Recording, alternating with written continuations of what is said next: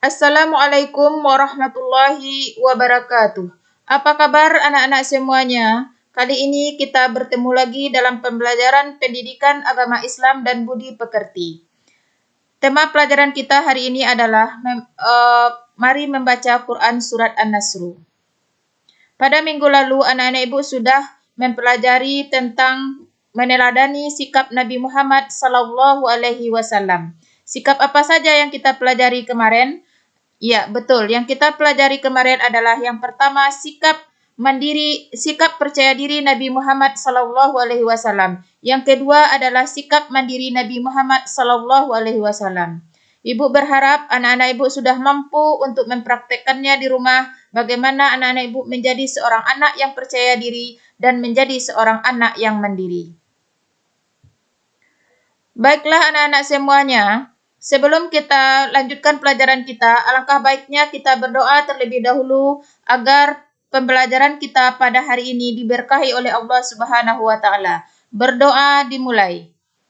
Bismillahirrahmanirrahim. Rabbi zidni ilma warzuqni fahma waj'alni minas solihin. Amin. Adapun tujuan pembelajaran kita pada hari ini adalah setelah anak-anak ibu mengikuti pembelajaran ini, diharapkan anak-anak ibu mampu membaca surat An-Nasr sesuai dengan makharijul huruf dan tajwid yang benar. Supaya ketika anak-anak ibu membaca Quran surat An-Nasr ini bernilai ibadah di sisi Allah Subhanahu wa taala, maka anak-anak ibu perlu untuk memperhatikan tata tertib membaca Al-Quran. Apa itu tata tertib membaca Al-Quran? Yang pertama adalah, hendaklah ketika membaca Al-Quran itu anak ibu memasang niat yang ikhlas dan mengharapkan ridha Allah Subhanahu wa taala. Janganlah anak-anak ibu membaca surat An-Nasr itu karena ingin mengharapkan imbalan atau mengharapkan pujian dari orang lain. Yang kedua, disunahkan membaca Al-Quran dalam keadaan mulut yang bersih.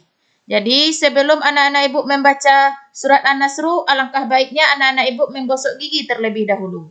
Yang ketiga, disunahkan membaca Al-Quran dalam keadaan suci.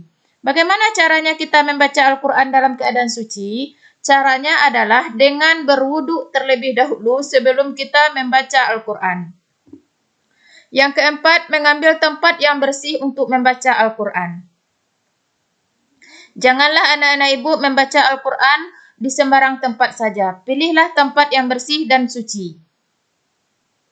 Selanjutnya yang kelima yang perlu anak-anak ibu perhatikan adalah menghadap kiblat ketika membaca Al-Quran. Yang keenam, memulai membaca Al-Quran dengan membaca ta'awuz. Apa itu bacaan ta'awuz? Bacaan ta'awuz adalah A'udzu billahi minasyaitonir rajim. Yang ketujuh, membaca Bismillahirrahmanirrahim di setiap awal surat, selain surat Bara'ah atau surat At-Taubah. Yang kedelapan, hendaknya ketika membaca Al-Quran, anak-anak ibu dalam keadaan khusyuk dan berusaha mentadabbur atau merenungkan setiap ayat yang dibaca. Baik anak-anak semuanya, sekarang silahkan anak-anak ibu perhatikan tulisan bacaan Quran surat An-Nasr yang ada pada layar ini. Anak-anak ibu lihat di sana ada ibu garis dengan garis warna biru dan satu dengan garis warna merah. Apa itu artinya? Yang digaris dengan garis warna biru itu menandakan bahwa huruf yang ada di sana itu dibaca dengan panjang 2 harkat. Dan yang berwarna merah itu adalah huruf yang dibaca panjang 5 harkat. Jadi, ketika anak-anak ibu membaca Quran surat An-Nasr ini, perhatikanlah panjang pendeknya. Berapa panjangnya dalam membaca? Misalnya, iza berapa panjang? Panjangnya adalah za itu 2 harkat. Ya, dan ja itu panjangnya 5 harkat. Baik anak-anak ibu, untuk lebih jelasnya bagaimana cara membaca surat An-Nasr ini, kita dengarkan bersama bacaan surat An-Nasr dengan memperhatikan panjang pendek bacaannya. Bismillahirrahmanirrahim. جاء نصر الله والفتح ورأيت الناس يدخلون في دين الله أفواجا فسبح بحمد ربك واستغفر إنه كان توابا. Baik anak-anak ibu, sekarang kita dengarkan sekali lagi.